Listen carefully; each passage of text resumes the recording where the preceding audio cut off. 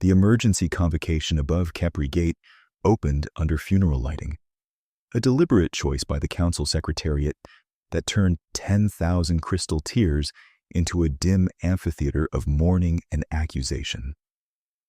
Wreckage from 6 shattered fleets rotated in the chamber center, each ruin tagged with casualty counts in cold blue numerals, while the surviving delegations watched their own dead reduced to data points.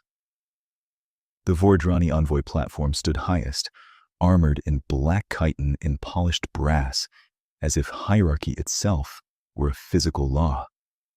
At its center, High Commander Karl loomed within a resonance cradle that amplified the hive chorus into a single voice. Across the chamber, the human table looked almost austere by comparison. No ceremonial guard, no holographic banners, only Admiral Elena Markovich and 4 officers in plain dark uniforms, hands folded, faces unreadable. The Vordrani had curated the display with theatrical precision.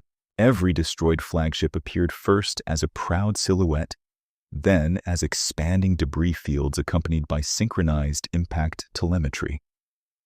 The implied message was mathematically simple and politically savage. Resistance was inefficient. Surrender, rational. Karl let the numbers hang for 12 seconds before speaking, because fear deepened in silence. "Observe the cost of disorder," the course said. "Observe the consequence of species that mistake argument for strategy." A new projection bloomed, this one showing human vessels from a dozen eras and doctrines stitched into one tactical map. Karl tilted his head toward the image with open contempt. "And observe the human flotilla, a salvage parade held together by paint, prayer, and nostalgia." Several delegates laughed, softly at first, then with the relieved edge of people grateful not to be the immediate target. The Vordrani doctrine taught that variation signaled corruption in command pathways, and the humans looked like a case study in institutional failure. Angular destroyers beside broad-shouldered carriers, old reactor signatures paired with modern thermal masking, hull plates carrying repair scars from conflicts 2 generations apart. To the hive, uniformity meant coherence. Coherence meant speed, and speed meant victory. Karl pressed the point with predatory patience. "You ask why we prevail. We prevail because we do not indulge fracture. We do not tolerate competing instincts. We do not celebrate deviation as creativity. We remove noise." The resonance cradle pulsed. "Individual will is noise, and noise is deleted." He turned that sentence into policy. The major powers have already entered harvest inventory. Their shipyards will be repurposed. Their officer castes will be processed. Their juvenile populations will be sorted by utility index. Earth, by current productivity forecasts, will be cataloged as a labor substrate after resistance metrics drop below acceptable maintenance thresholds. He paused, then added with ceremonial disdain, "You call yourselves diplomats. We classify you as transitional assets. Splinter-minded primates are efficient only when supervised."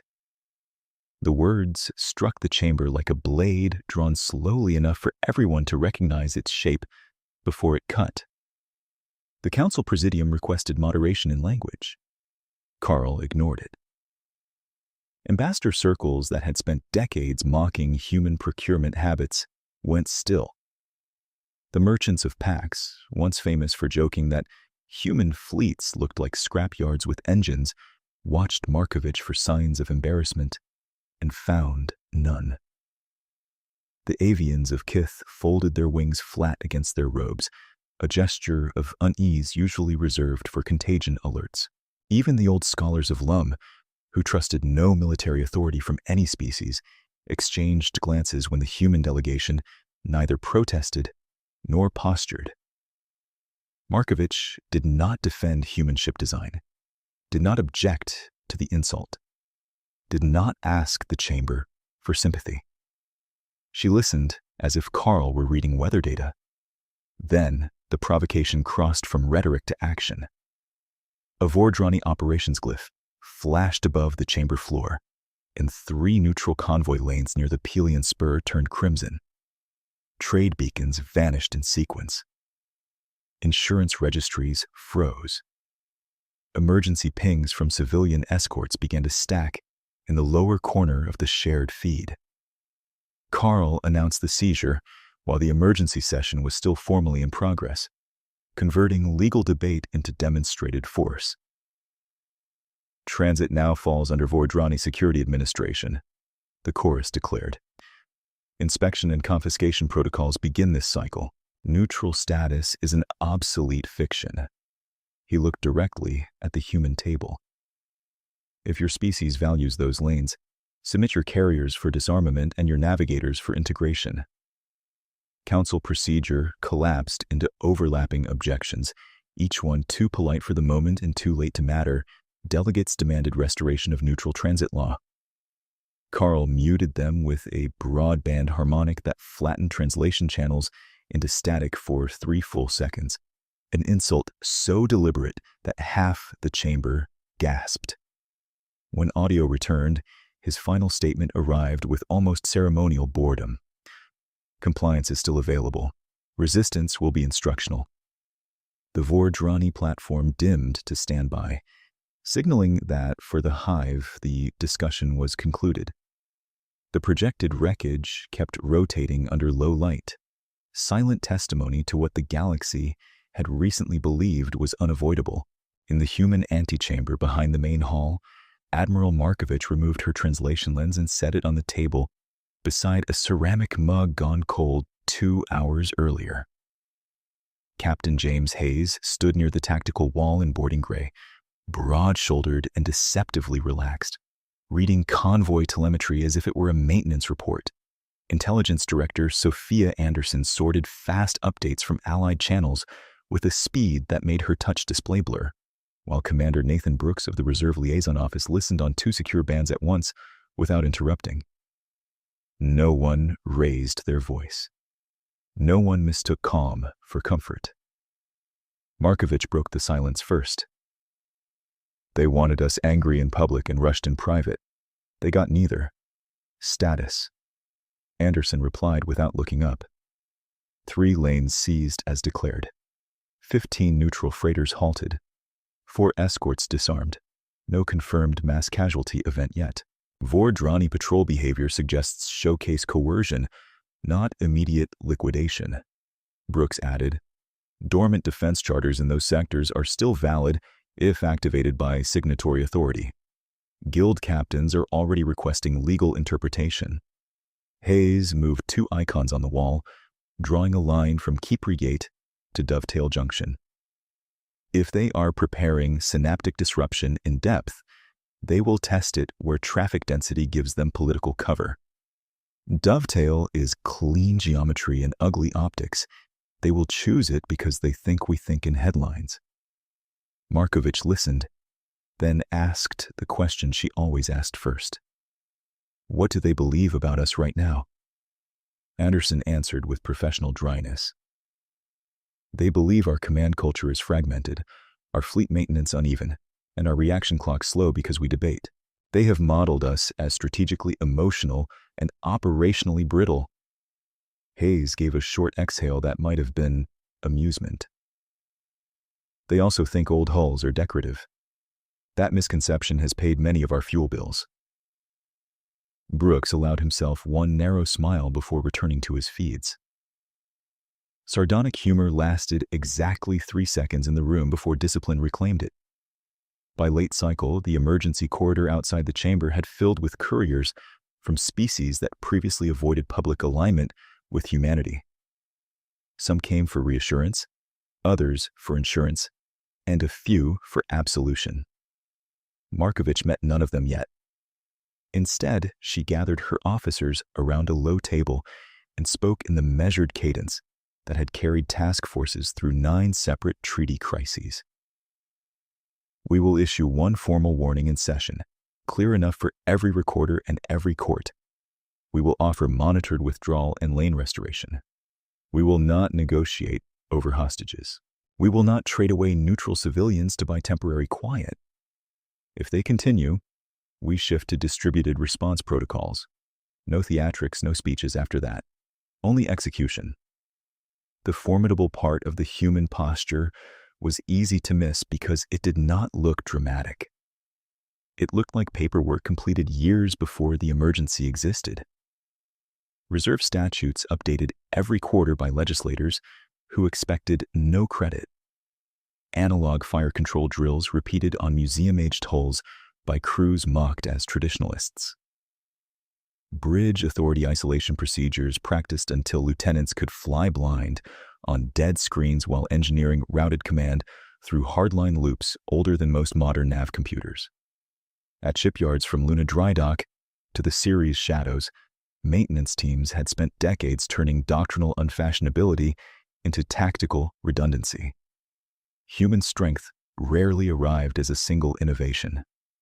It accumulated as stubborn preparation. Brooks opened a secure file tree marked Iron Archive and slid it toward Markovich. The archive was not a weapon system. It was memory turned into logistics. Decades of aid records, convoy rescues, plague shipments, evacuation permissions, small kindnesses and costly interventions entered, audited, and never advertised. If activated under Accord law, the archive triggered dormant obligations from signatories across 3 sectors: legal pathways for fuel, sensor access, repair berths, and sanctuary corridors no hostile fleet could fully map in real time. Requests are coming in before we asked, Brooks said. Some species remember who kept their world supplied during the ash winters. They are offering access codes voluntarily. Hayes tapped the dovetail icon again.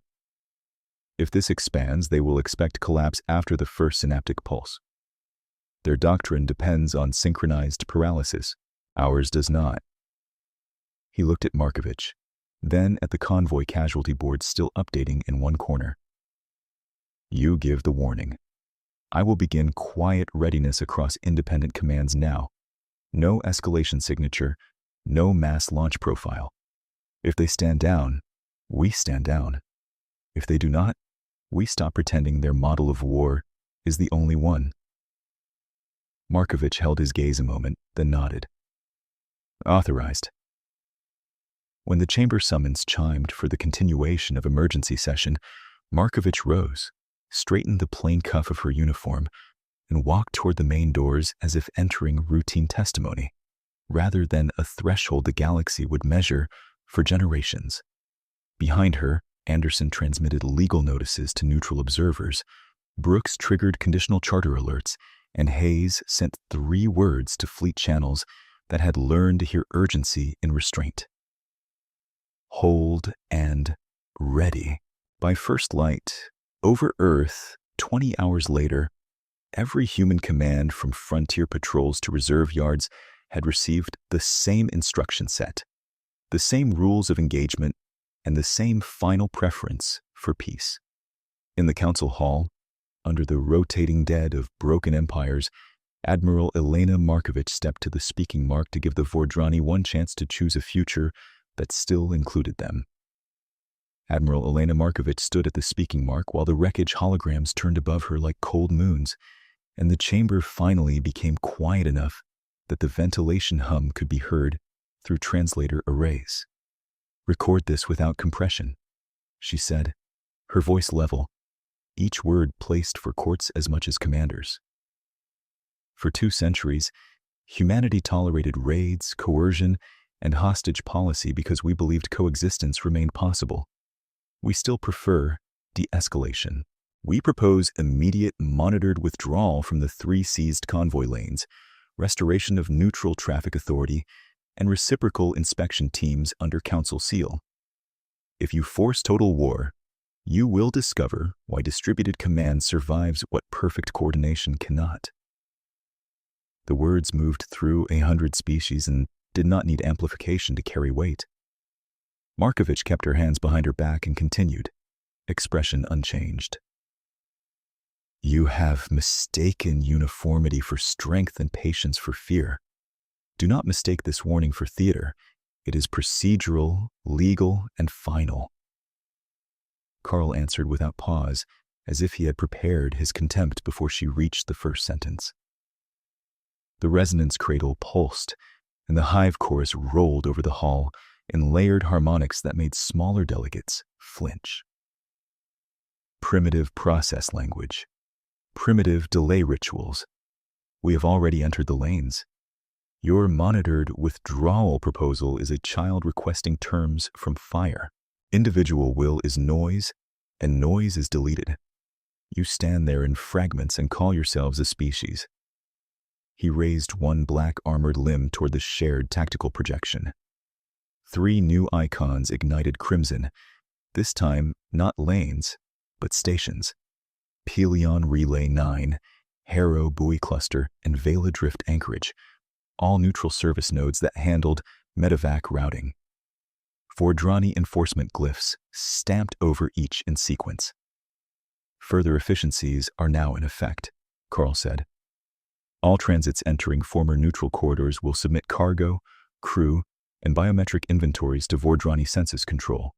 Resistance will be processed. Human observers may witness compliance if they surrender encrypted navigation libraries now.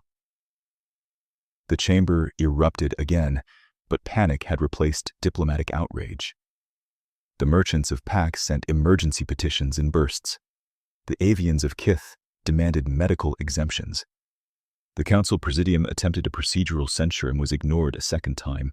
19 minutes into the resumed session, 2 civilian escort transponders from Pelion Relay dropped from the public map. Their distress packets arrived broken, then stopped. Markovich did not raise her voice. High Commander Carl, you are now in declared violation of neutral transit law, wartime conduct conventions, and medical sanctuary statutes ratified by your own predecessor. Stand down. Restore channels. We will host verifiable disengagement and preserve diplomatic pathways. Carl leaned forward in the cradle, thousands of sensory tendrils flexing along the spine ports that fed his chorus. Your legal architecture exists because stronger species permitted it. Permission has been revoked. Submit carriers for disarmament, yield command officers for integration, and your labor substrate will retain caloric allotments above minimum survival index. Refuse, and this chamber can add Earth to its casualty display by next cycle. He killed his own transmission feed before any reply could be entered. The Vordrani platform dimmed and withdrew from open channel protocols, a calculated breach that announced contempt for the institution itself. Above the chamber floor, the red overlays kept spreading along trade routes like spilled dye. Markovich stepped back from the mark and returned to the human table. Hayes met her there, without a word, jaw tight, while Anderson already routed encrypted packets to legal observers and Brooks compiled charter triggers against cascading seizure maps. Around them, delegates who had laughed earlier now waited with the stunned stillness of witnesses, realizing mockery had just become liability. The scholar delegate from Lum, old enough to remember 3 prior hegemonies, inclined their crystalline crest toward Markovich. If your warning has been refused, Admiral, does humanity intend immediate retaliatory strike? Markovich answered in the same professional cadence she had used on Carl. Humanity intends immediate protective enforcement. We will defend neutral civilians, recover seized lanes, and disable hostile capabilities used against non-combatant transit. We remain open to verified surrender channels at every phase. Her gaze moved across the hall, settling on species that had stayed silent while others were harvested. Any state that wants corridors protected may transmit traffic keys to our legal office. No tribute conditions, no political pledges required. That landed harder than a threat. It offered structure. It offered someone had planned for this. As the session dissolved into emergency caucuses, Markovich and her officers moved back into the antechamber. Anderson closed the door, activated privacy haze, and spoke first. Carl has severed deliberative channels and declared census control over neutral populations. We have enough on record for full collective defense invocation. Signatory confirmations rising every minute. The keepers of Null just sent sensor lattice access without conditions. Brooks placed 3 data slates on the table. Dormant defense charters are now live in 12 systems, with another 7 pending legal attestation. Civilian guild captains are requesting immediate escort integration. They know Vordrani doctrine favors centralized kill chains and will target fixed Navy formations first. Hayes studied the dovetail projection as if it were a map of weather fronts. He will test us at junction geometry, then claim inevitability when fleets freeze. He believes one synaptic pulse ends the argument. Markovich nodded once. Then, we do not present him a single argument to end. She looked to Anderson. Activate Iron Archive Accords Tier 1 through 3. Publish only the legal portions, keep route architecture compartmentalized. To Brooks. Issue reserve mobilization under Humanitarian Defense Authority. Guild halls receive militia codes and deconfliction packages. To Hayes. You hold tactical autonomy once firing starts. Preserve neutral life support infrastructure wherever feasible. Hayes answered with a short, formal acknowledgement. Understood. We make them chase ghosts and hit steel. By the time they left the antechamber, council couriers were already chasing the human delegation with requests for lane inclusion, convoy priority, and emergency arbitration. Markovich accepted none in hallway conversation. Every request went through documented channels. Every commitment was written. The restraint looked bureaucratic from the outside. Internally, it was an operating principle. No improvisation that could not survive later scrutiny. 7 hours later, as Kepri Gate rotated into local dawn, human command channels transmitted a concise fleet order across 3 sectors. Neutral protection protocols active. Distributed response authorized. Do not pursue extermination objectives. No decorative language, no call to glory, only a framework for force and limits on force. The conflict had started. Humanity had chosen how it would be fought. At Dovetail Junction, submine strategist Tlak of the Vordrani 6th Harvest Array watched the tactical sphere bloom with confidence metrics and saw no plausible path to human resistance. The junction was a model officer's dream. 6 hyperlane mouths, clear gravitic gradients, predictable interception envelopes, and enough traffic density to make every maneuver politically visible. Tlak's cluster had already disabled 2 coalition defense flotillas in rehearsal engagements. Their central doctrine map displayed human vessels as low-cohesion outliers, arranged in what looked like untidy packets around convoy lanes. Observe. Tlak sent into the local course, broadcasting to subordinate battle cells. Fragmented hull genealogy, mixed thermal signatures, divergent acceleration curves. Their command culture cannot sustain synchronized adaptation under synaptic suppression. We will delete mobility first, then inventory survivors. Around the junction, Vordrani phalanxes formed immaculate geometric bands, each ship equidistant, each firing arc nested inside the next like engineered crystal growth. Their sensor harmonics braided into one shared perception field. To the hive, it felt like clarity approaching ecstasy. No dissent, no delay. Intent became action at the speed of collective certainty. Human ships entered on staggered vectors that looked, to Tlak, like navigational indecision. A battered heavy carrier with older heat baffles rolled in beside 2 modern picket destroyers painted in different command markings. Converted freighters lurked behind tug formations. Several militia hulls transmitted registry data so old that Vordrani archives classified them as decommissioned. Tlak felt the reflexive contempt of pattern recognition encountering disorder. The salvage parade arrives, one subordinate cluster signaled, and approval rippled through the chorus. Then a quiet anomaly appeared. Human-civilian traffic peeled away from kill corridors with unusual precision, as if convoy masters had received route adjustments before Vordrani interdiction geometry finished updating. Tilak flagged it and dismissed it as statistical noise.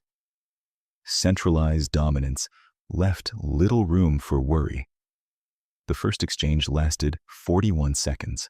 Vordrani forward batteries lanced through coalition escorts and tore open 2 frigate spines.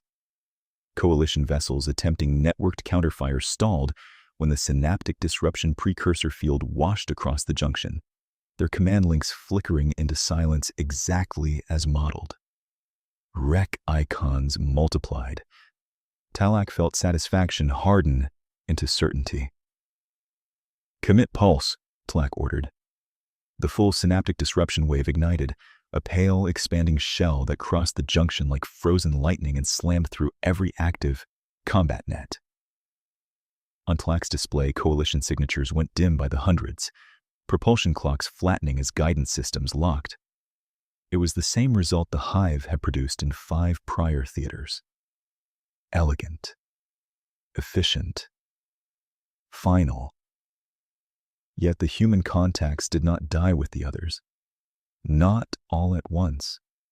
Not cleanly. But enough.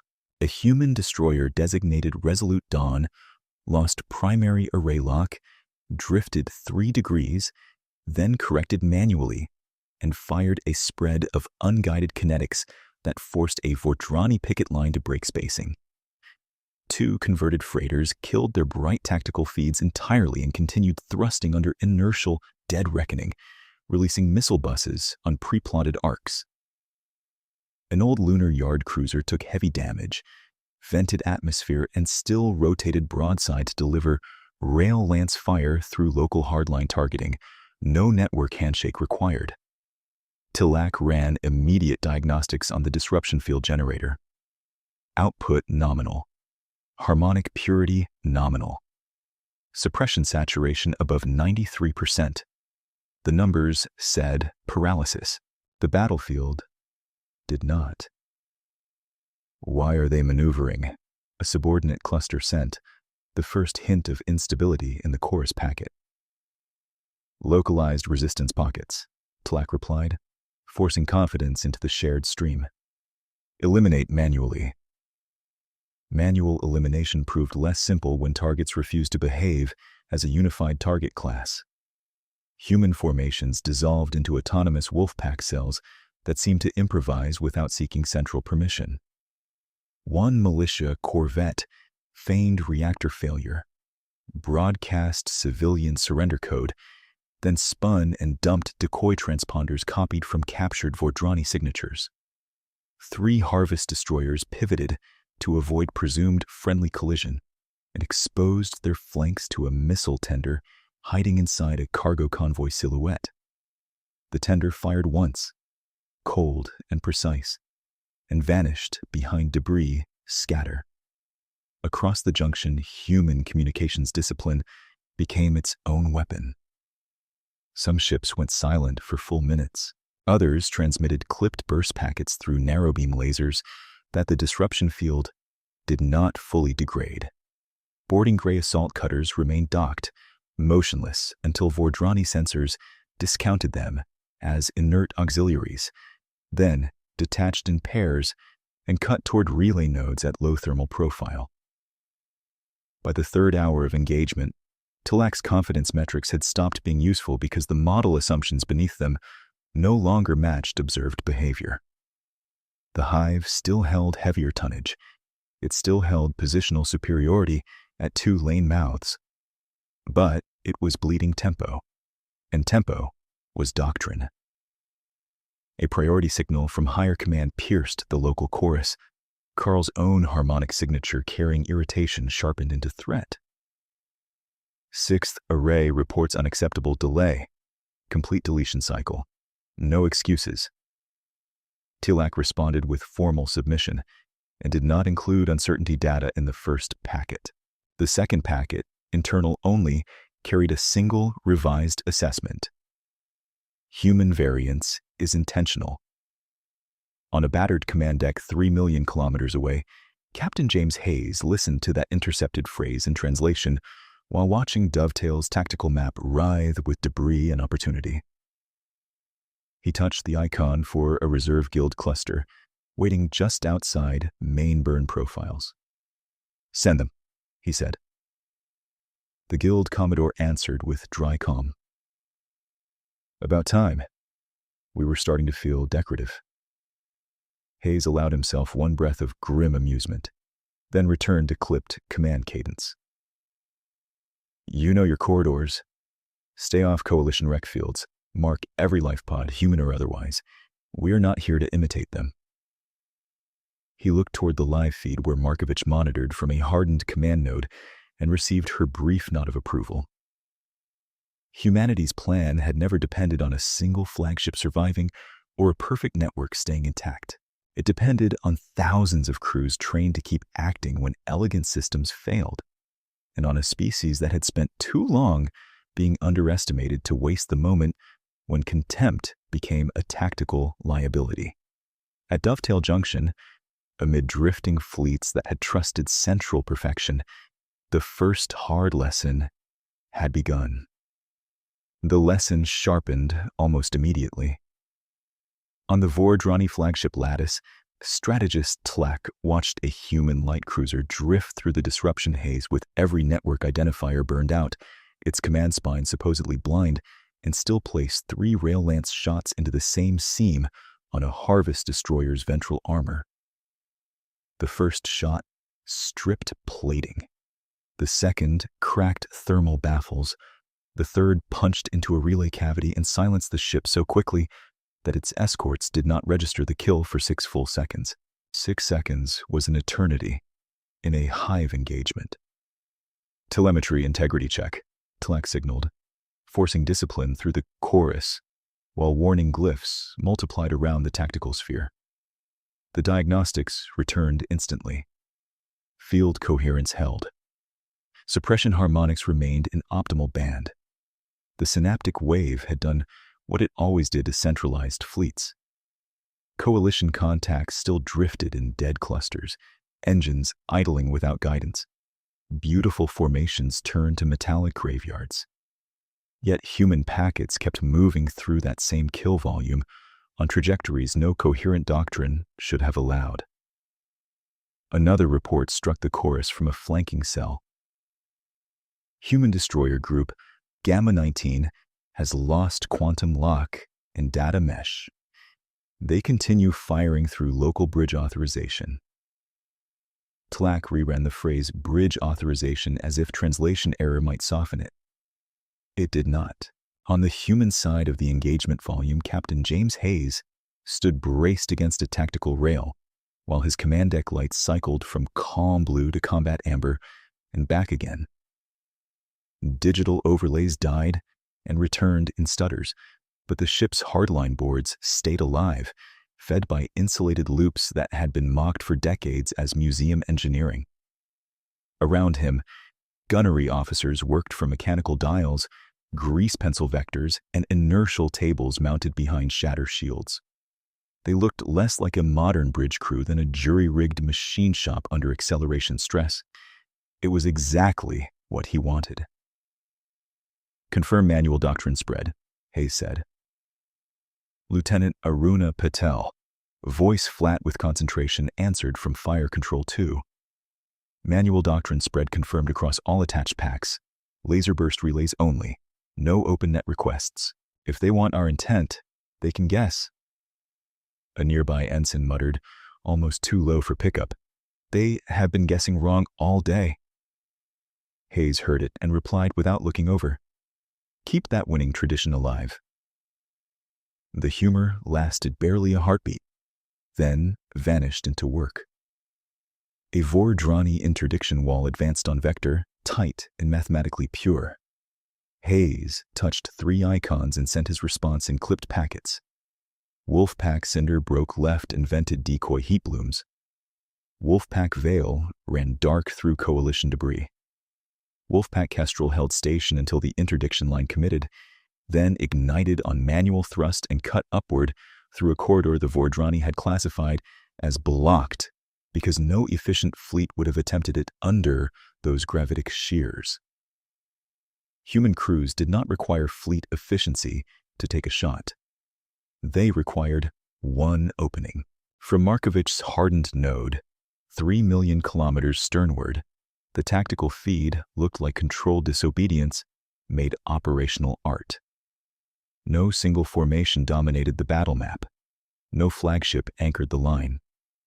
Human hulls arrived in mismatched clusters, each carrying its own command authority if higher channels failed, each trained to continue under uncertainty rather than await restored clarity. She watched an old lunar yard frigate lose half its sensors and still hold escort posture around a neutral medevac barge by line-of-sight gunnery alone. Anderson stood at her shoulder, parsing intercepts through legal and intelligence channels simultaneously. "We have confirmation from 3 captured Vordrani packets," she said. "They are flagging us as anomalous persistence and requesting doctrine reassessment authority from higher command." "Will they get it?" Markovich asked. "Not quickly. Their hierarchy treats reassessment as admission of contamination." Markovich watched another human contact flicker, recover, and fire. Then tempo keeps bleeding from their side. At Dovetail's outer lane mouth, the first clear demonstration of that bleed arrived when a Vordrani phalanx pivoted to collapse on a human militia tender and discovered the tender had been a shell profile towing autonomous missile racks on dumb guidance. The racks did not need network updates. They needed only launch timing and gravity math. They entered the phalanx at 3 altitudes, tore formation spacing apart, and forced 2 destroyers to rotate shields inward for self-preservation. Inward shields opened outward arcs. A hidden human corvette fired through those arcs and killed a Synapse relay escort before the hive could rebalance. Tilak felt the relay kill as a physical distortion in the chorus, not pain exactly, but a sudden roughness where smooth command certainty had been. Submines repeated old orders for fractions too long. A strike wing overshot by 1 firing cycle. A logistics drone cluster froze awaiting synchronization that did not arrive on schedule. Lag. The word itself had long served in Vordrani academies as a warning applied to lesser species. Now it appeared in Tlak's internal metrics beside his own units. "Reinforce relay screen now," he ordered. "Prioritize coherence over pursuit." A subordinate cluster replied with formal compliance, then added an unauthorized addendum edged with alarm. "Strategist, human contacts are spoofing our transponder classes. We are receiving friend signatures from vectors currently under hostile fire."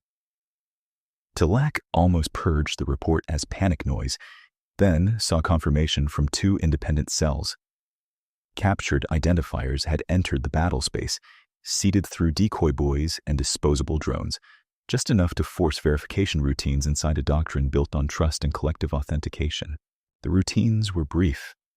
They were also fatal when the enemy needed only seconds. Across the junction, Hayes watched the same effect through the plain language translation on his side and gave a small nod to the electronic warfare chief. "Keep feeding them their own name tags. Do not overuse any pattern." Chief Mendoza answered, "Understood. Variety is healthy." Today it is.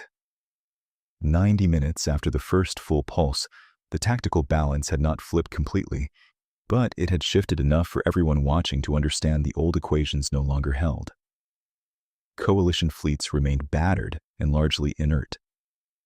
Vordrani tonnage still exceeded human mass by a severe margin, yet the expected cascade collapse of human resistance had not occurred.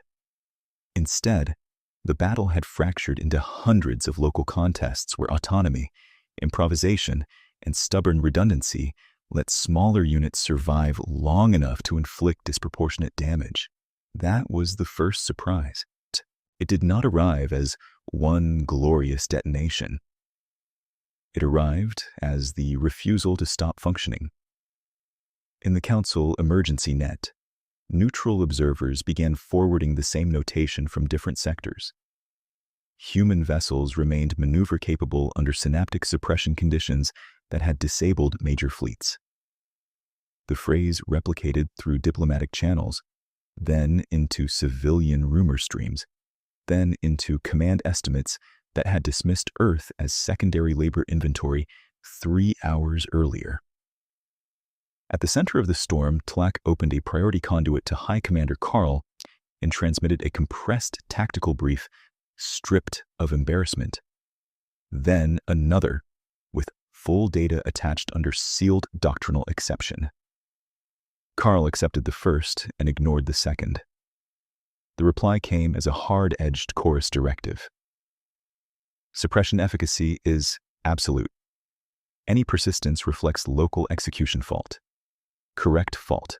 Complete deletion. Tlak processed the message, then processed it again, because for the first time in its service cycle, obedience and accuracy diverged in non-trivial ways. The strategist could continue reporting absolute suppression and lose the junction to an enemy classified as disordered. Or it could acknowledge doctrinal failure and risk internal censure severe enough to terminate independent cognition. The Hive had not designed elegant pathways for that kind of choice. Another relay escort died before Tlak chose.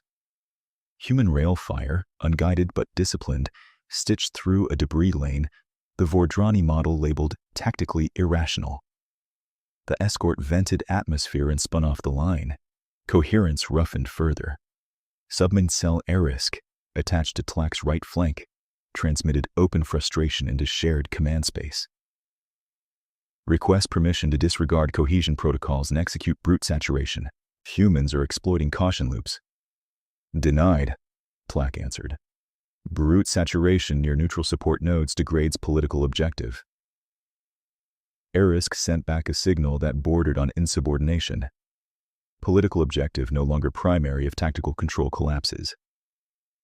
The phrase hung in the chorus like corrosion.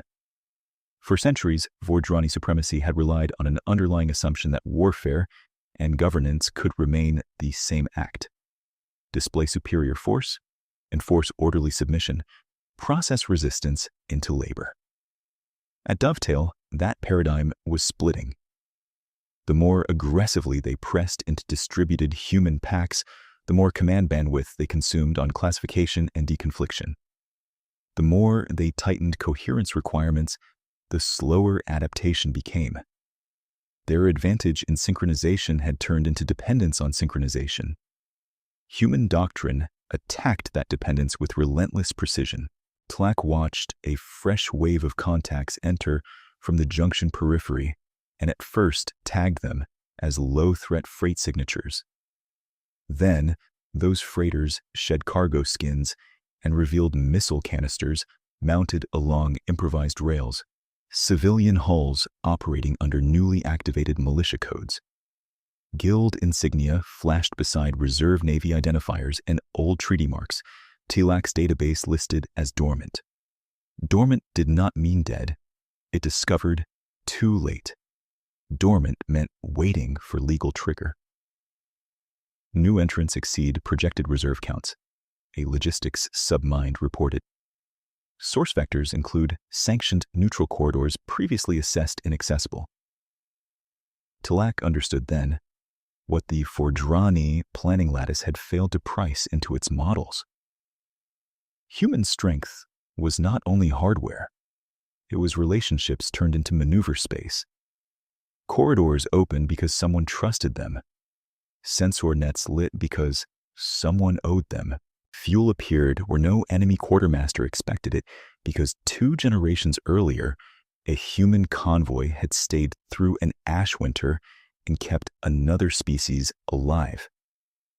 None of that fit cleanly into harvest mathematics. All of it was now arriving as tactical mass. A second message from Karl struck the flagship lattice, harsher than the first. 6th array will hold dovetail at all costs. Reinforcements are en route. Any unit broadcasting uncertainty will be pruned.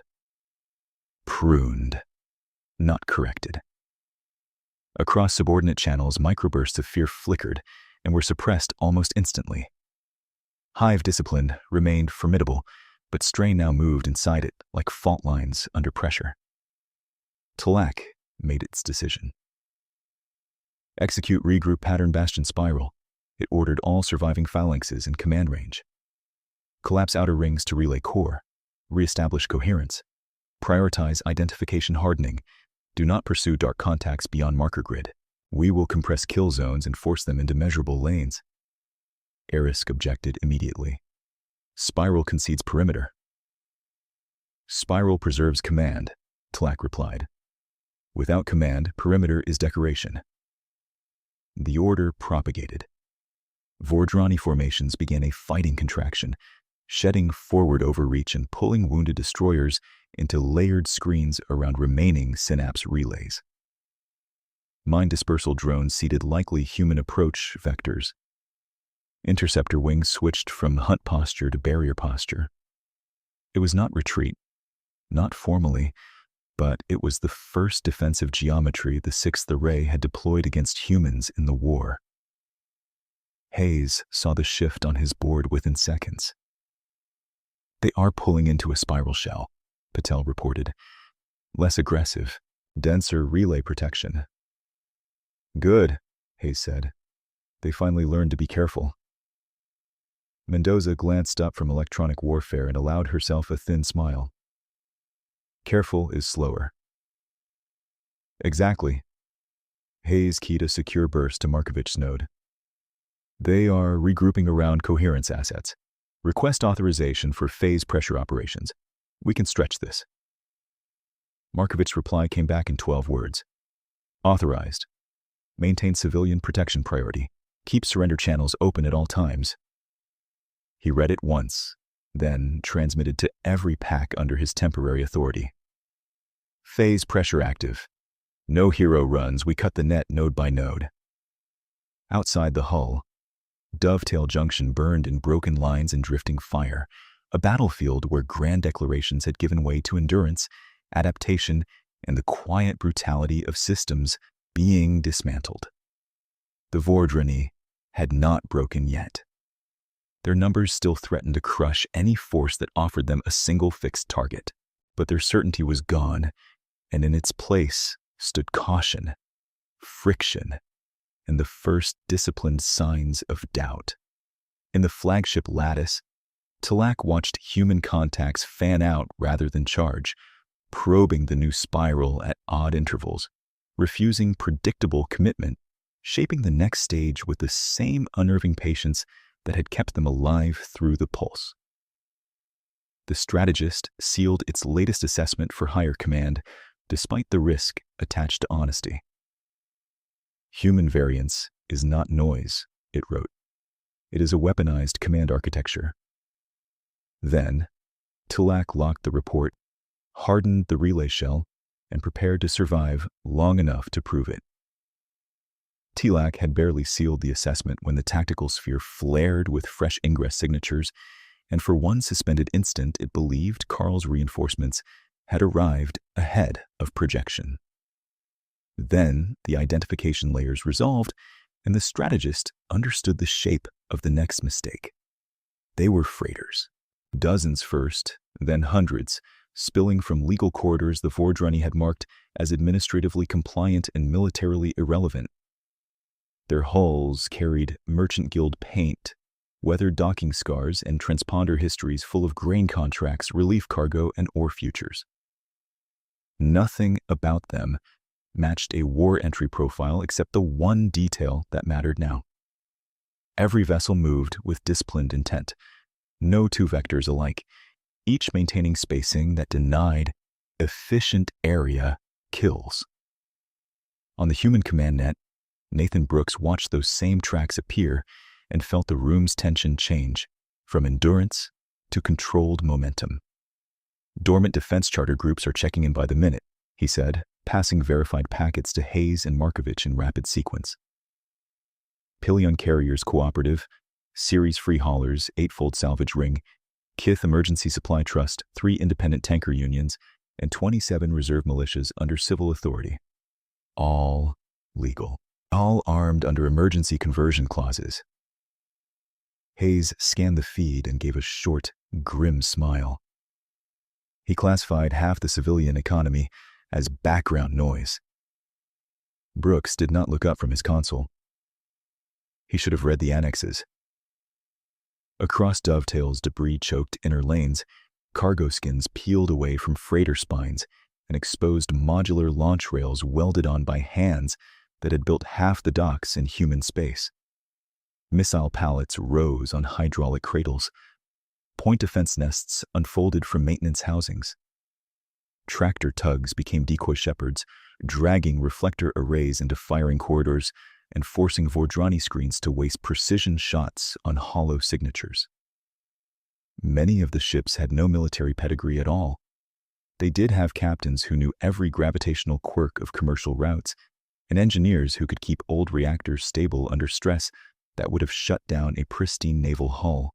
Aboard the converted tender Solace Ledger, Chief Engineer Mara Ilian stood beside a rail that still smelled faintly of fertilizer concentrate and listened to her militia fire lead call out solution updates by hand. Half her tactical display was dead from suppression bleed. She did not care. Launcher 2, compensate for drift and debris bloom. Do not chase lock quality. We are not winning elegance contests, she said. The gunnery chief answered, Understood. We are competing in survival. Good. Fire on my mark. The first missile wave did not aim for kills. It aimed for behavior. Warheads burst into dense metallic chaff, where Vordrani interceptors expected clear pursuit lanes, then laced the zone with sensor noise spikes tagged with stolen friendly metadata. Phalanx timing fractured. Relay escorts hesitated just long enough for 2 reserve corvettes to punch rail slugs through the gaps. The slugs did not destroy capital assets. They did not need to. They severed shield harmonization at the edge of the relay shell and opened a corridor for the second wave. Telak watched coherence graphs jitter in patterns it had only seen during internal simulation stress tests. Human civilian entrants were not stronger in any single duel. They were multiplying decision pressure faster than the hive could collapse it. Every new vector forced classification, verification, and allocation. Every allocation consumed command bandwidth that had been designed for synchronized offense, not granular uncertainty at this scale. A signal from submined Irisk struck the chorus with restrained alarm. Unknown combatants now exceed modeled human naval inventory by factor of 3.4. Source: civilian conversion groups and reserve charter entities. Recommendation: immediate perimeter burn to clear congestion. Telak rejected the burn without hesitation. Perimeter burn intersects neutral life support grids and medevac lanes. Political objective damage becomes irreversible. Erisk replied, Political objective preservation is irrelevant if tactical integrity fails. Telak nearly repeated its prior answer, then stopped. The phrase, irrelevant if tactical integrity fails, had begun appearing in 3 separate submines, a sign that doctrinal confidence was thinning into localized survival logic. If that fracture spread, the 6th array would not merely lose position. It would lose the internal trust assumptions that made a hive array function as one instrument. On Markovich's hardened node, Sophia Anderson routed intercept fragments to legal observers while keeping one eye on the tactical map. Their submines are arguing objective hierarchy in open channels, she said. Not many words, but enough. They are debating priorities under fire. Markovich's expression did not change. Which means we are forcing choices they were never trained to make. Correct. Also, the Keepers of Knoll opened 2 additional sensor lattices. Blind sectors on our eastern arc just disappeared. Send thanks and send fuel credits before they ask. Anderson gave a brief nod. Already done. By the 7th hour of fighting, the balance had shifted in ways even cautious observers could no longer dismiss. Vordrani tonnage remained formidable, but its edges dulled. Each minute, the relay shell absorbed distributed pressure. Human and allied civilian militia entrants kept arriving in packets too varied to model cleanly, each armed just enough to threaten, distract, or carve one more narrow lane for a heavier hitter behind them. The image of human strength changed in real time across every watching channel, not a secret miracle weapon, but a civilization that could weaponize logistics, trust, and stubborn competence without collapsing into chaos. In the Council Emergency Gallery, delegates who had once mocked patched holes now watched those same holes tow life pods out of kill quarters while firing with improvised racks. The merchant Primarch of Pax spoke quietly to no one in particular, voice captured by an open mic and redistributed before aides could mute it. We laughed at maintenance scars. We did not understand what had survived to earn them. At the center of the storm, Tlack opened a new report field and entered a line it had never expected to write in active combat. Human-civilian integration constitutes strategic force multiplication beyond conventional inventory analysis. It encrypted the packet for Carl and knew, before sending, that the High Commander would read contempt first and data later. Hayes had no time for strategic language. He had corridors to hold and people to keep alive. A warning tone cut through his bridge as a neutral hospital barge drifted toward a collapsing wreck plume near lane mouth 4. Vordrani barrier guns had not targeted it directly, but the crossfire geometry was about to do the same work. "Who is closest?" he asked. Patel answered immediately. "Guild Tender Bright Harvest and Destroyer Resolute Dawn. Both can interpose. One only if they commit hard." Hayes keyed both channels. "Bright Harvest, Resolute Dawn. This is Task Command. Medical barge on intercept for debris shear. I need a shield wall now." The Bright Harvest captain came back first, voice rough and steady. "We are a cargo tub with opinions, Captain, not a destroyer." Hayes replied, "Today you are exactly where you need to be." A beat then. "Understood. Committing." Resolute Dawn cut in. "We are with them." The two ships crossed in front of the barge as debris and stray fire hammered their outer plating. Bright Harvest lost port maneuvering thrusters and kept station by brute vector correction from tug engines never designed for this load. Resolute Dawn burned through half its point defense reserve, clearing fragments that would have gutted civilian life support rings. The barge survived and cleared the lane with 32 seconds to spare. Hayes watched the telemetry settle and spoke to his bridge without raising his voice. "Log that as standard conduct. Every pod, every barge, every surrender ping. We do not become what they expected." No one answered verbally. They did not need to.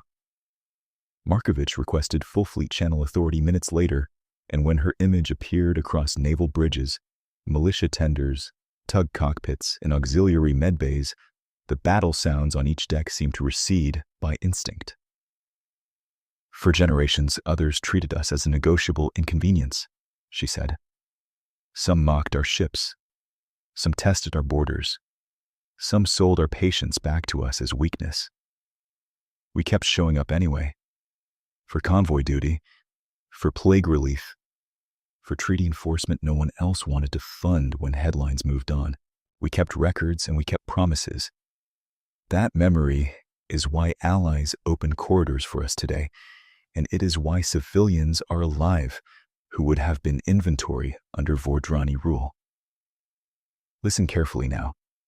We are not fighting for revenge theater, and we are not fighting for empire. We are fighting because no species gets to harvest sentient lives and call it order. Hold discipline. Protect neutrals first. Accept surrender when offered. Break hostile capacity without breaking who we are. They believed distributed command meant fracture.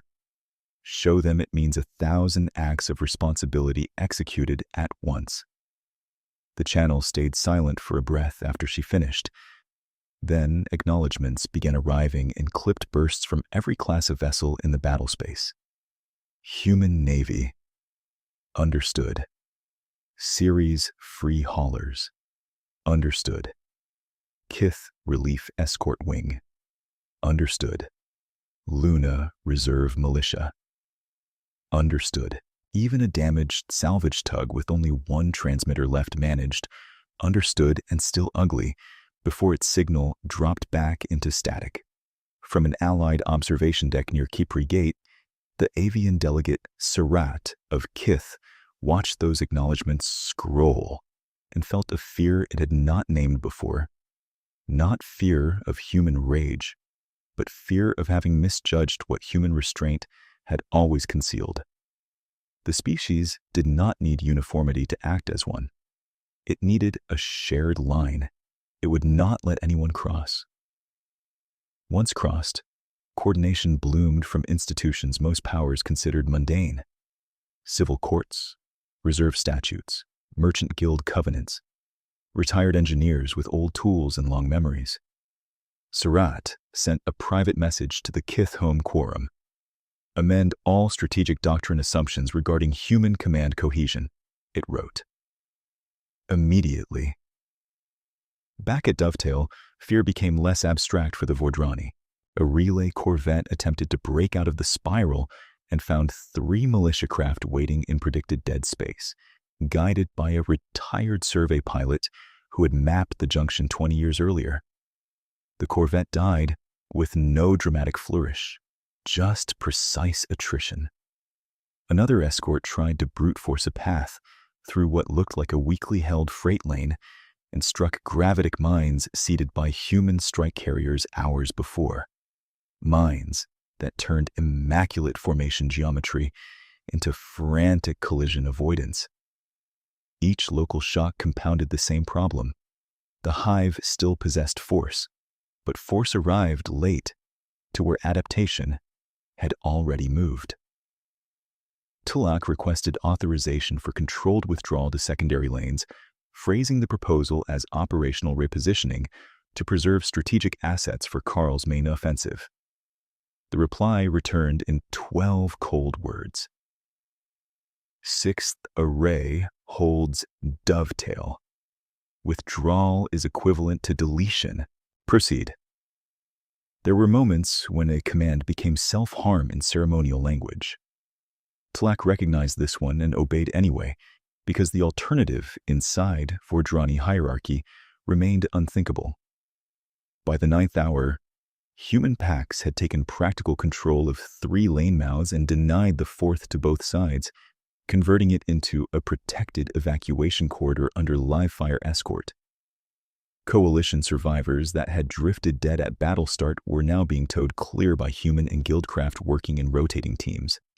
Even some disconnected Vordrani drones, cut from coherent command and broadcasting distress tones instead of tactical packets, were being pulled out of reactor failure envelopes and tagged for detention rather than execution.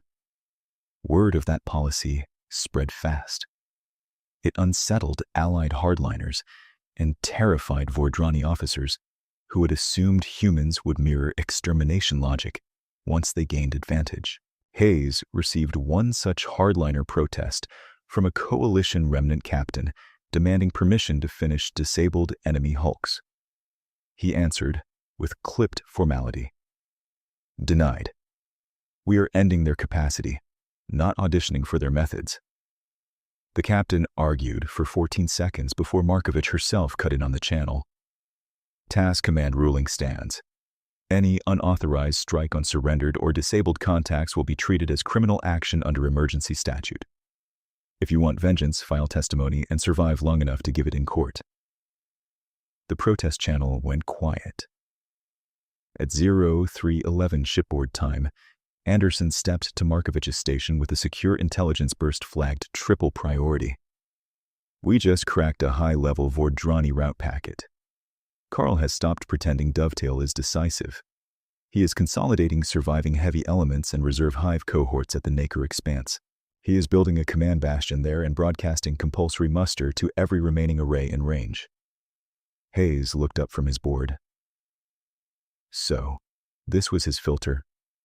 Bleed us, map us, then kill us where he controls geometry. Likely, Anderson said.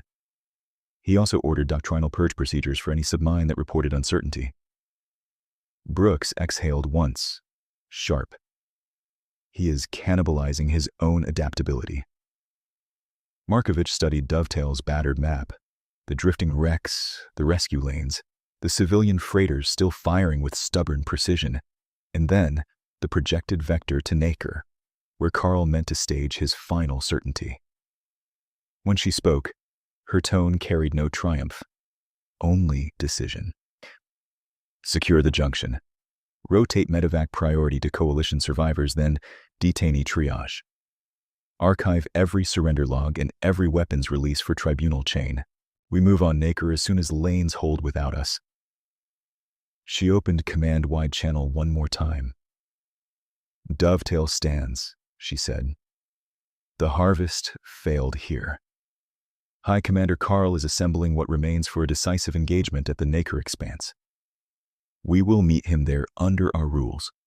Distributed command, protected corridors, surrender always available, conquest never tolerated. Prepare for transit.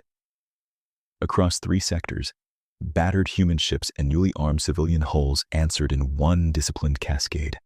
And for the first time since Khepri Gate, the Vordrani were the ones racing a clock they no longer controlled.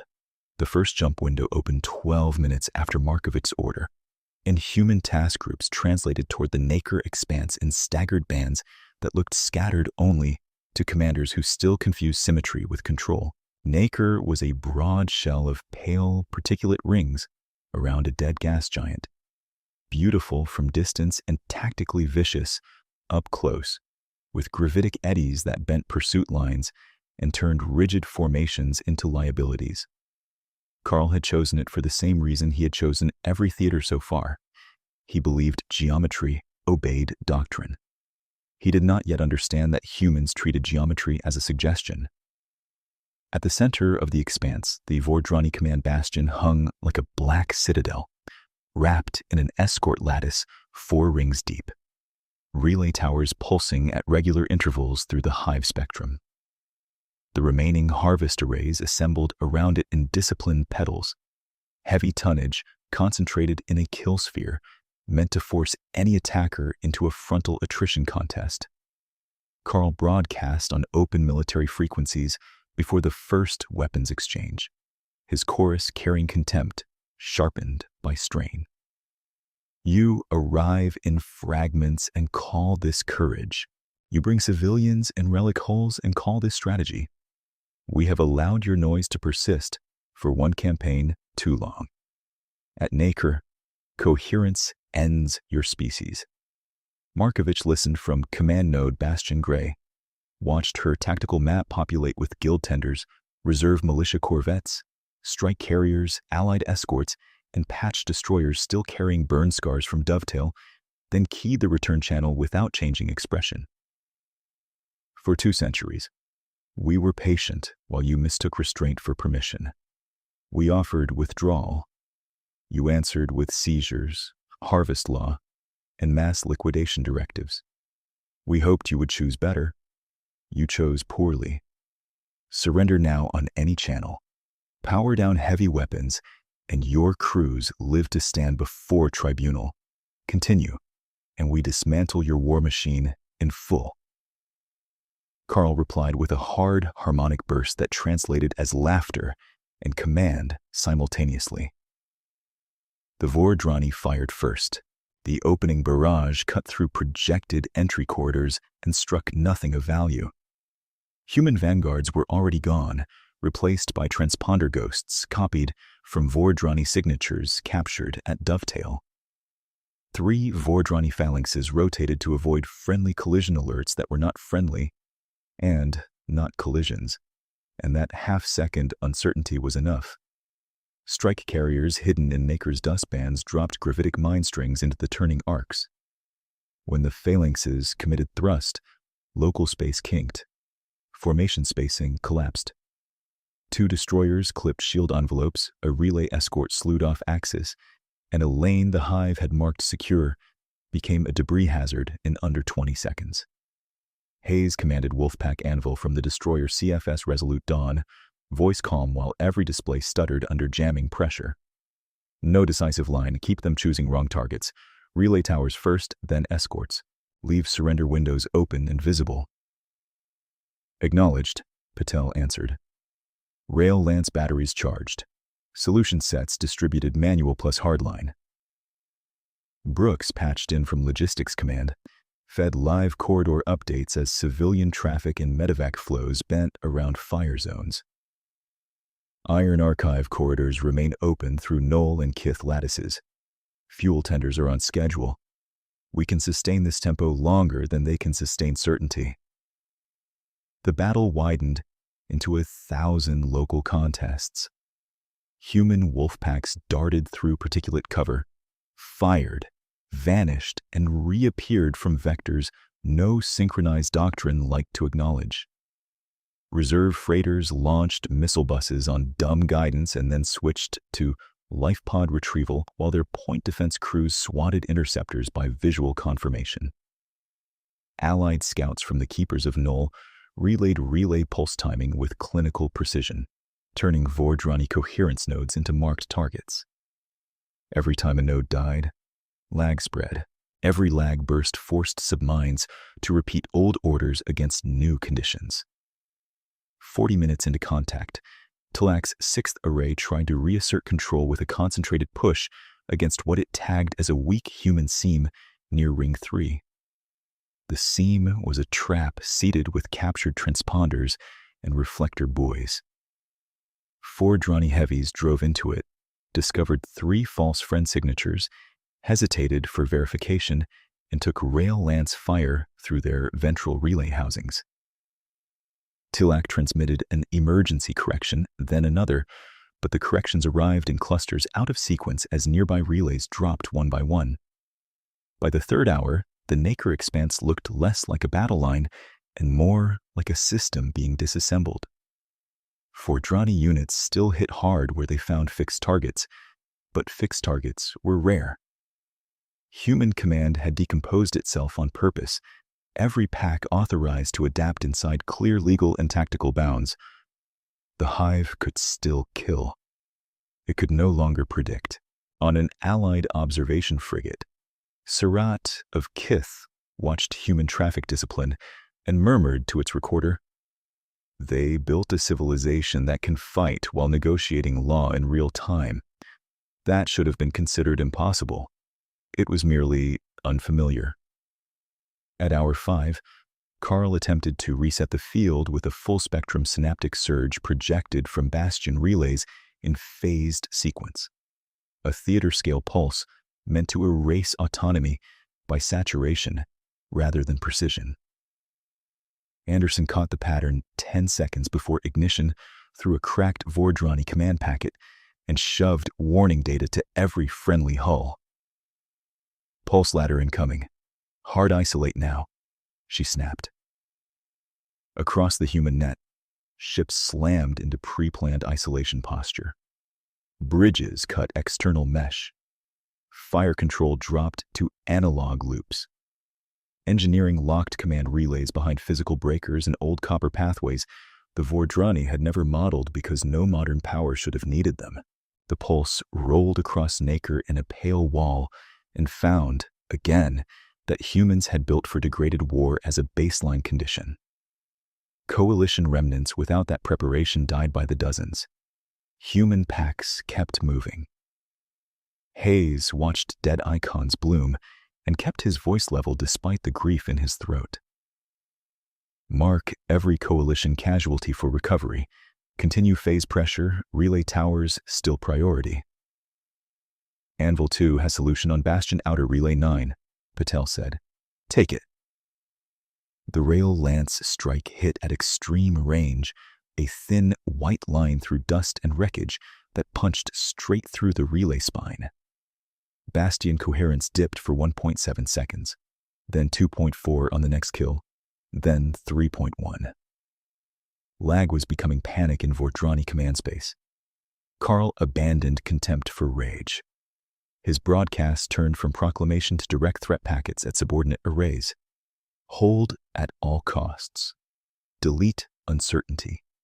Prune non-compliant submines. The orders made obedience louder and performance worse.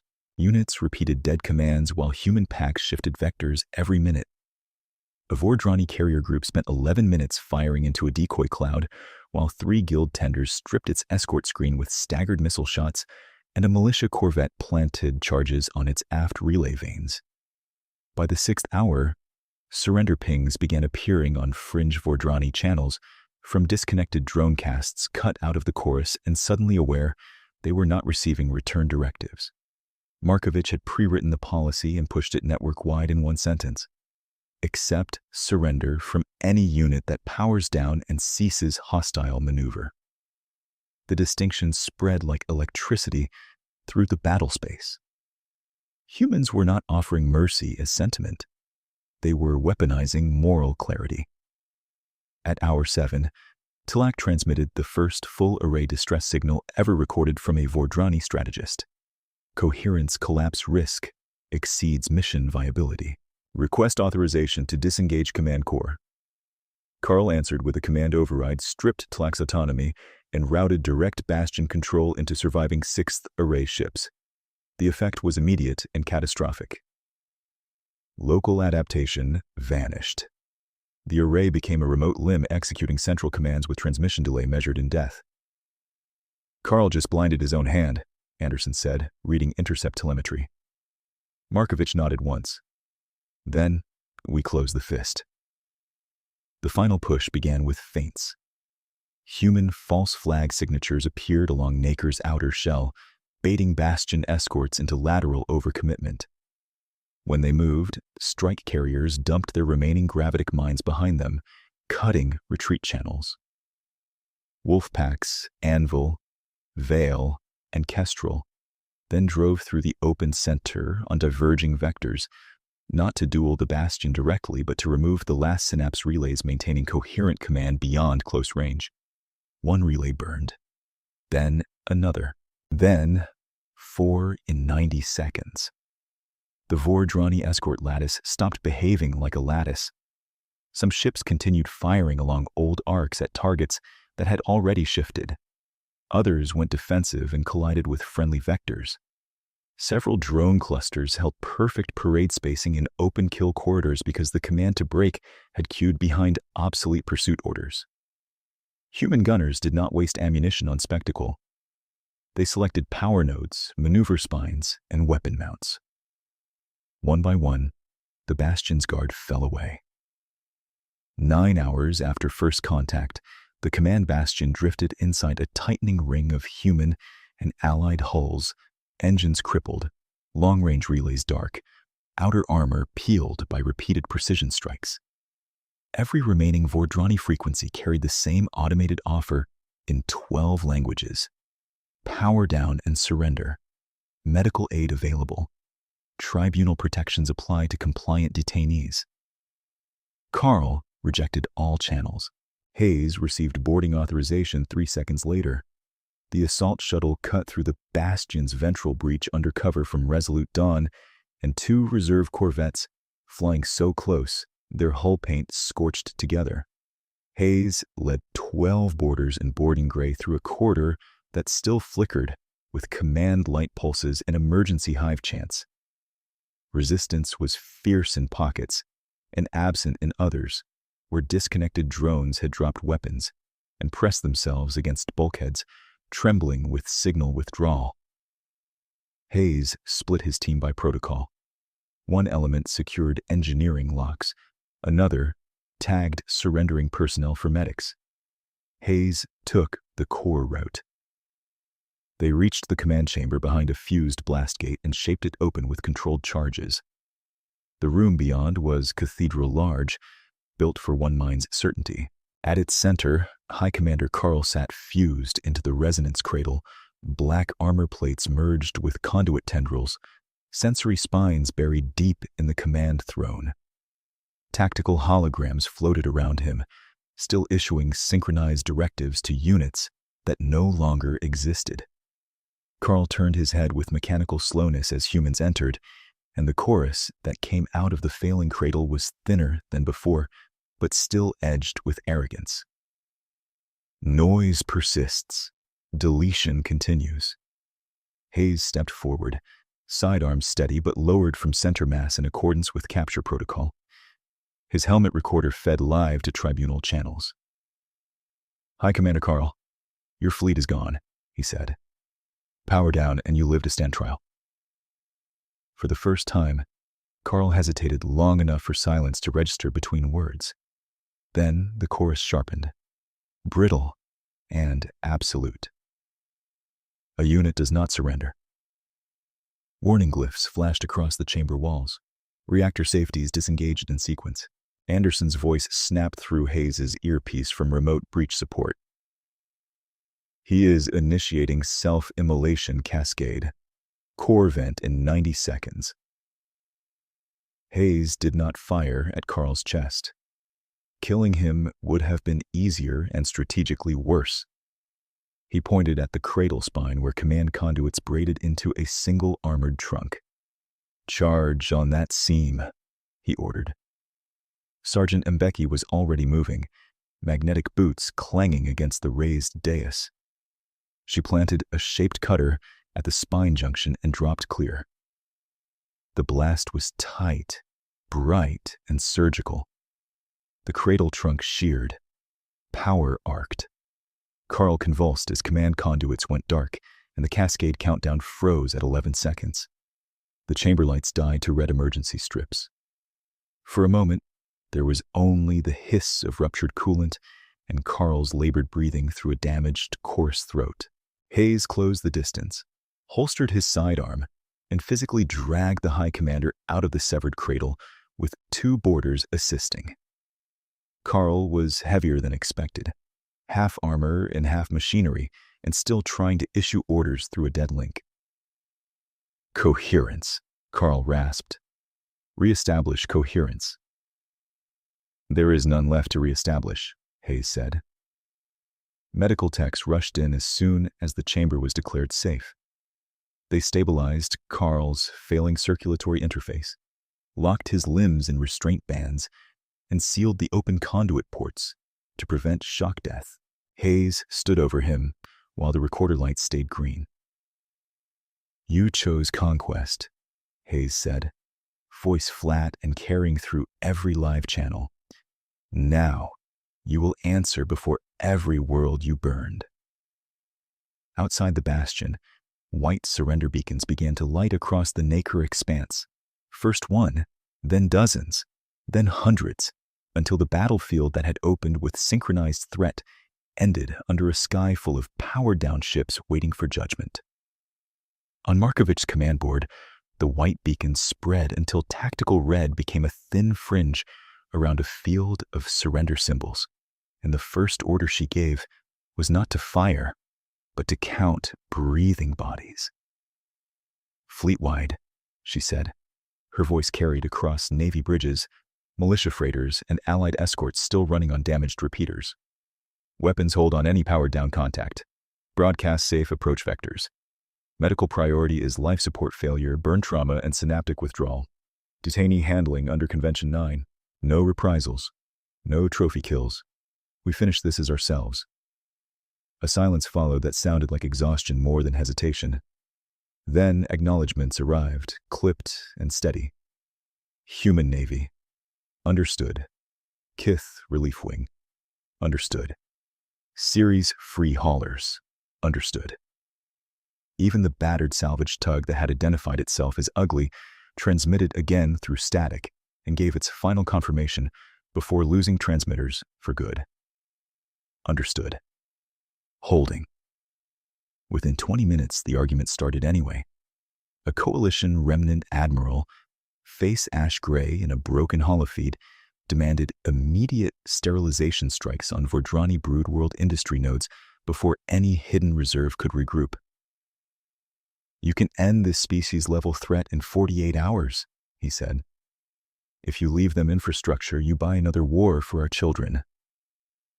Markovich did not mute him. She let every channel hear the proposal and hear her answer. "We can do it," she said. "That is precisely why we will not. Justice must be total. Extermination will not be policy under human command authority. We dismantle military capacity, seize command architecture, and prosecute leadership. We do not erase civilians because it is efficient." The admiral tried again, angrier, grief breaking through doctrine. "Their civilians fed the machine." "So did ours when our governments made bad wars in earlier centuries," Markovich replied. "The line is not blurry because we are sentimental. The line is clear because once you cross it, you never stop paying for it." She terminated no channels.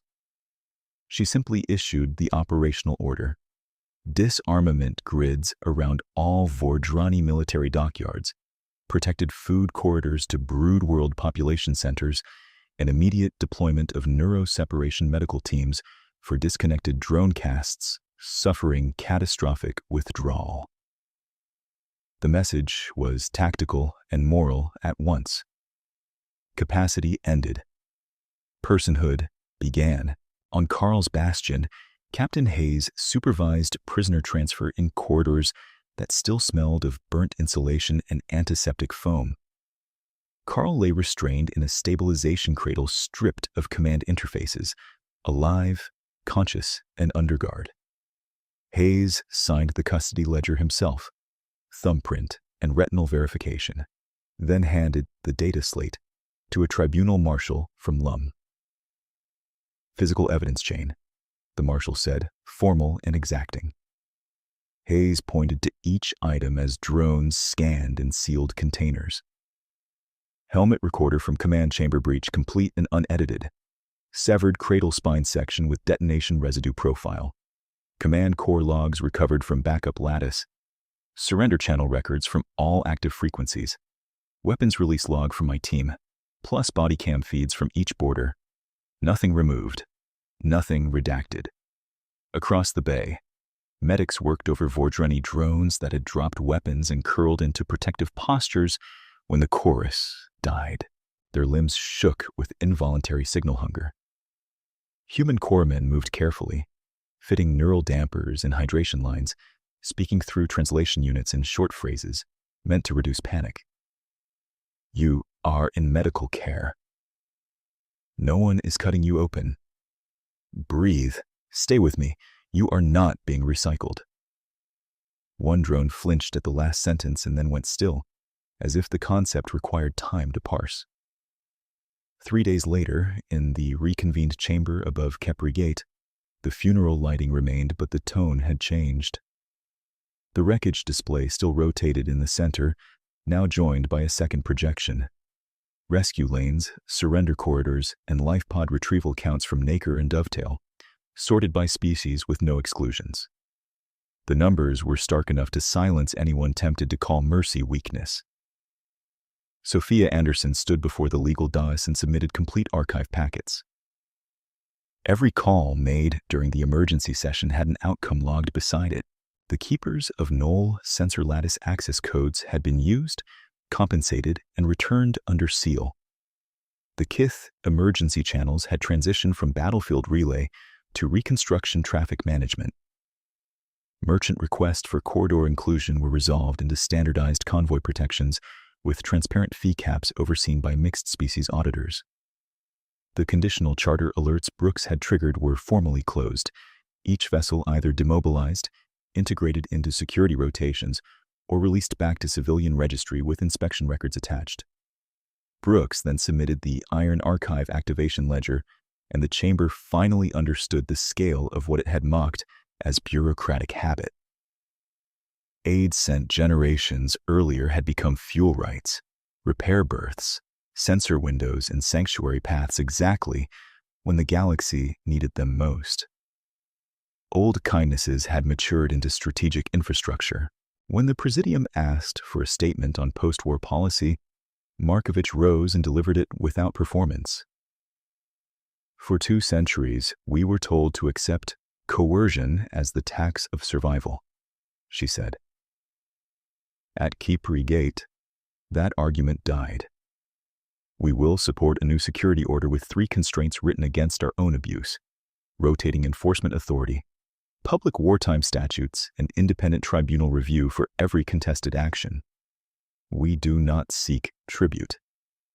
We seek a system where convoy law means something, where neutral lanes stay neutral, and where no government can classify sentience as inventory without meeting a response it cannot outweight. Surat of Kith requested the floor next. The avian delegate's wings remained folded, but this time the gesture conveyed respect, not fear. Kith once laughed at your patched hulls, Surat said. We mistook visible repairs for weakness.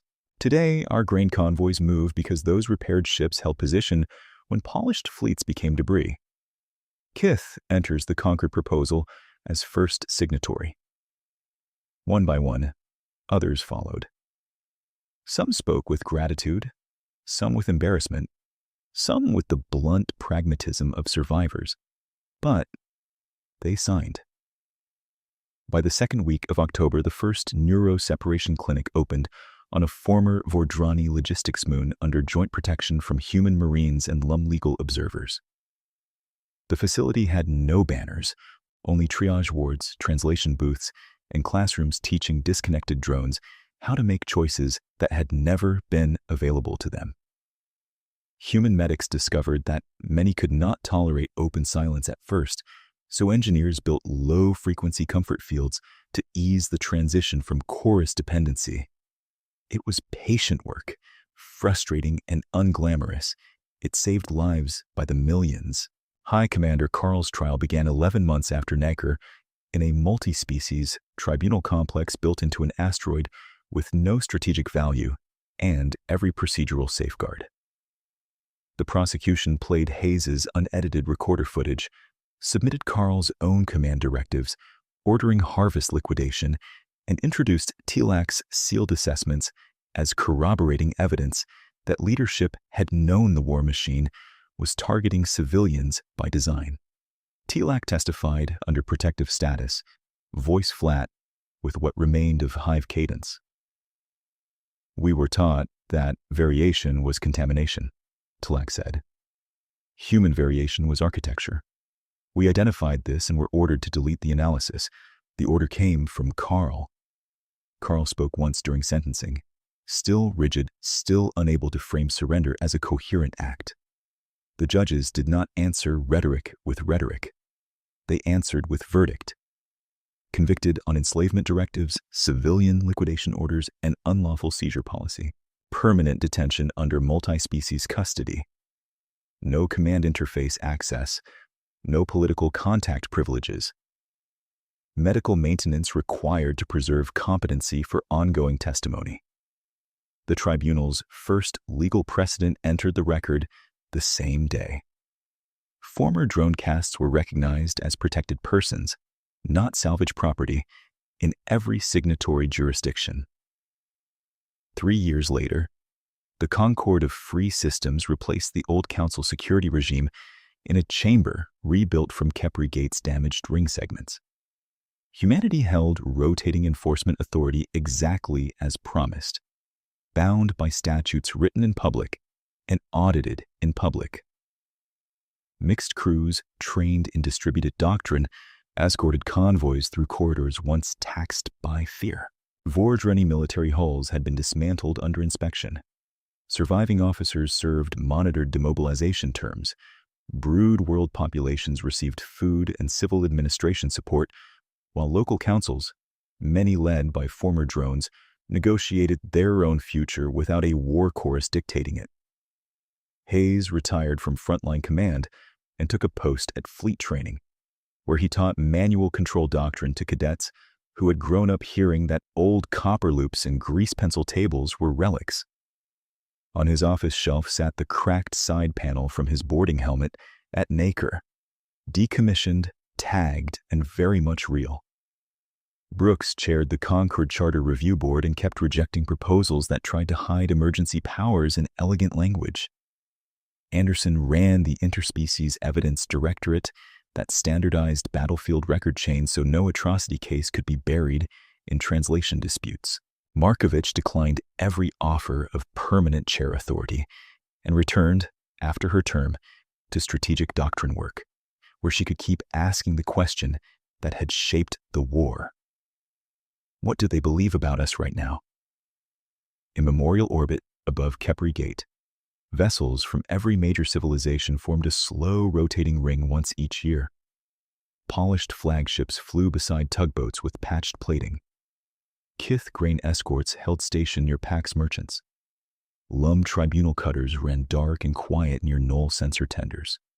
At the center, by unanimous request, drifted 3 battered human hulls left cosmetically unrestored, their repair scars visible from every viewport, because those were the ships that kept thrusting when elegant systems failed.